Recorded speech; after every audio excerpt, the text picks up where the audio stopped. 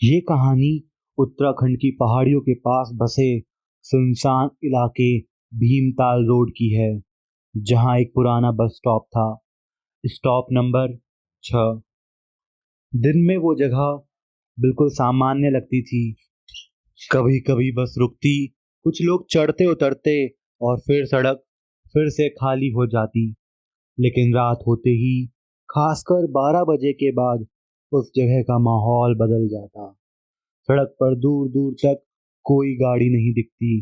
हवा अचानक ठंडी और भारी हो जाती, और बस स्टॉप की एकमात्र पीली स्ट्रीट लाइट बार बार झिलमिलाने लगती, जैसे वो भी किसी चीज से डर रही हो। कई साल पहले इसी रोड पर एक भयानक हादसा हुआ था। रात की एक बस, जिसमें करीब 20 लोग थे, अचानक नियंत्रण खोकर गहरी खाई में गिर गई। कुछ शव मिले, लेकिन कई लोग कभी नहीं मिले। बस के टुकड़े भी पूरी तरह नहीं मिले, जैसे वो हादसा आधा हुआ हो और आधा गायब हो गया हो। उसी हादसे के बाद से ही स्टॉप नंबर 6 के बारे में अजीब बातें फैलने लग गईं। लोग कहते हैं कि रात के करीब 1:30 से 2 बजे के बीच एक बस वहां रुकती है, बिना हेडलाइट, बिना आवाज, जैसे वो अचानक अंधेरे से निकलकर सामने आ जाती हो। गांव का लड़का विक्रम, जो शहर में पढ़ता था और इन बातों को सिर्फ कहानियां मानता था, एक रात उसने सोचा, क्यों ना एक बार देखा जाए कि मसला क्या है। उसे बहुत लोगों ने समझाया कि बेटा, ये गलती मत करना, लेकिन उसका दिमाग सिर्फ उसी बस पे टिका था। रात करीब 1:40 बजे वो अकेला उस बस स्टॉप पर पहुंचा। चारों तरफ गुप्त अंधेरा था, सिर्फ एक टिमटिमाती स्ट्रीट लाइट और सड़क पर फैली हल्की धुंध।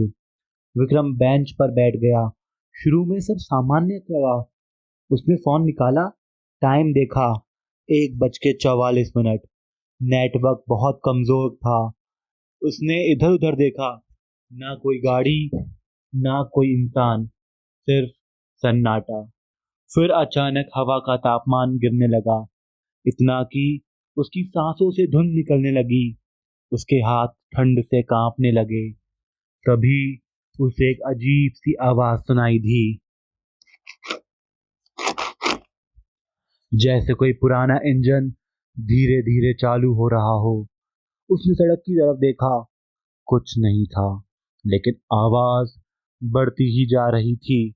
और फिर धीरे धीरे अंधेरे के अंदर से कुछ उभरने लगा। एक बस, बिना हेडलाइट, बिना नंबर प्लेट दिखे, बस सीधे उसके सामने आकर रुक गई। वो इतनी चुपचाप आई थी कि विक्रम को एहसास ही नहीं हुआ कि वो कब पास आ गई। बस बहुत पुरानी थी, खिड़कियां टूटी हुई, बॉडी पर जंग और हल्की पीली रोशनी जो बार बार झिलमिला रही थी। दरवाजा अपने आप खुल गया। विक्रम का दिल जोर से धड़कने लगा। उसका दिमाग कह रहा था, मत जा, लेकिन उसके पैर जैसे खुद ब खुद आगे बढ़ने लगे, तो बस में चढ़ गया। जैसे ही वो अंदर आया, दरवाजा अपने आप बंद हो गया और बस चल पड़ी। विक्रम घबरा गया। अरे, कोई है? कोई जवाब नहीं। बस के अंदर सन्नाटा था, सिर्फ इंजन की भारी आवाज और सीटों पर जमी धूल। कुछ सेकंड तक सब शांत रहा। फिर उसे एहसास हुआ, वो अकेला नहीं है। उसने धीरे धीरे पीछे देखा। एक सीट पर कोई बैठा था। वो पहले वहां नहीं था। उसका सिर झुका हुआ था।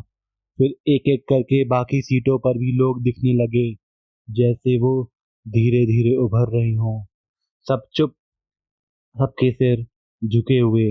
विक्रम का गला सूख गया। उसके डरते हुए पूछा, आप लोग कौन हो? आप आप कौन हो? कोई जवाब नहीं। तभी एक साथ सबने अपना सिर उठाया। उनकी आंखें ही नहीं थी, उनके चेहरे अजीब तरह से टूटे हुए। किसी के खून निकल रहा था, किसी की खाल लटकी हुई, कोई आधा जला हुआ और कोई पूरा कटा हुआ था, जैसे वो अभी अभी किसी हादसे से निकले हों। विक्रम चीखने ही वाला था कि तभी बस के स्पीकर से आवाज आई, अगला स्टॉप कभी नहीं आएगा। आवाज इंसानी नहीं थी, वो टूटी हुई थी, जैसे कई आवाजें एक साथ बोल रही हों। बस अचानक झटके से रुक गई। दरवाजा खुल गया। बाहर कुछ नहीं था, न सड़क, न पेड़, बस काला अनंत अंधेरा। एक एक करके लोग उठे और धीरे धीरे उतरने लगे, लेकिन जाते जाते हर कोई विक्रम को देख रहा था, जैसे उसे बुला रहे हों, जैसे कह रहे हों, आओ। विक्रम सीट से चिपक गया। उसका शरीर कांप रहा था। आखिर में एक आदमी उसके सामने आकर खड़ा हो गया। उसका चेहरा आधा कुचला हुआ था, एक आंख गायब और होठों पर एक अजीब मुस्कान। उसने धीरे से कहा, हम सब उतर गए। फिर झुककर उसके कान के पास फुसफुसाया, अब बस तुम्हारी बारी है। अगली सुबह बस स्टॉप नंबर 6 पर विक्रम का बैग मिला, उसका फोन भी, लेकिन वो खुद कभी नहीं मिला। फोन में आखिरी रिकॉर्डिंग थी, बस के अंदर की, जिसमें सिर्फ एक आवाज बार बार गूंज रही थी, अगला स्टॉप कभी नहीं आएगा। और पीछे धीमी हंसी, कई आवाजें। आज भी अगर कोई रात के 1:45 के बाद उस स्टॉप पर खड़ा हो, तो कभी कभी एक बस आती है, बिना रोशनी के। दरवाजा अपने आप खुलता है और अंदर एक लड़का खिड़की के पास बैठा होता है, जो धीरे से कहता है, जल्दी चढ़ो, नहीं तो बस छूट जाएगी।